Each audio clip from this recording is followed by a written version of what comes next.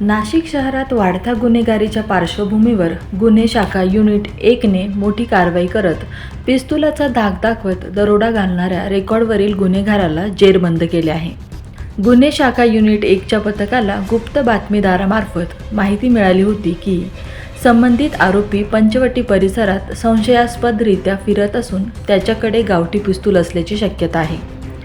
या माहितीनंतर वरिष्ठ पोलीस अधिकाऱ्यांच्या मार्गदर्शनाखाली पोलिसांनी सापळा रचत आरोपीला ताब्यात घेतले। चौकशी दरम्यान आरोपीकडून गावठी पिस्तूल, जिवंत काडतुसे तसेच गुन्ह्यात वापरण्यात आलेली दुचाकी जप्त करण्यात आली आहे। तपासात आरोपी हा रेकॉर्डवरील गुन्हेगार असल्याचे समोर आले असून त्याच्यावर यापूर्वीही गंभीर स्वरूपाचे गुन्हे दाखल असल्याची माहिती पोलिसांनी दिली आहे।